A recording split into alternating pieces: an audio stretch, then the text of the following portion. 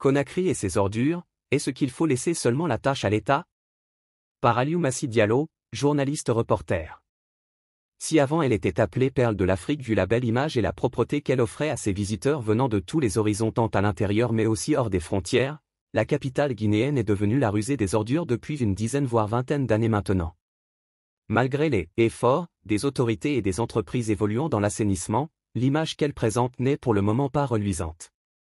Il n'est secret pour personne que Conakry est loin d'être la convoitise des visiteurs, puisque l'environnement ne fait nullement pas bon vivre et le risque de contracter des maladies n'est pas à négliger. Les citoyens cohabitent avec les ordures dans les différents quartiers et presque partout dans les lieux publics au vu et su des autorités sans aucune mesure adéquate et pérenne pour débarrasser la capitale d'états d'immondices visibles çà et là. Pour ne pas dire qu'elle est l'unique, Conakry est l'une des rares capitales qui abrite en son plein cœur une décharge qui a d'ailleurs et malheureusement fait des victimes mais aucune disposition prise par les décideurs. Depuis plusieurs années des actions sont engagées par les différents régimes qui se sont succédés à la tête de l'État mais malheureusement le résultat reste presque le même. La question?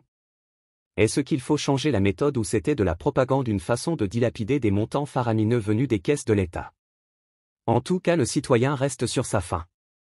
Le développement ne doit pas concerner que les autorités seulement, qui veut dire donc que chacun a sa partition ou doit apporter son grain de sel pour la construction d'un vrai État.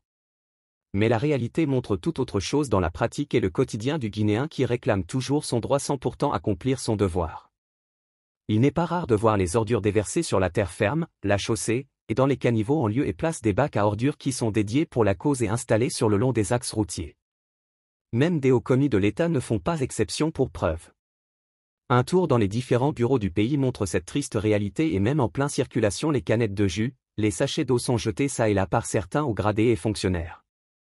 Il est de la responsabilité de qui d'inverser la tendance? Est-ce qu'il faut laisser la tâche seulement à l'État? Est-ce que d'ailleurs le rôle est dévolu à l'État? Le citoyen ne doit-il pas changer sa façon de faire et participer positivement à rendre son quartier propre? À chacun d'en tirer sa réponse.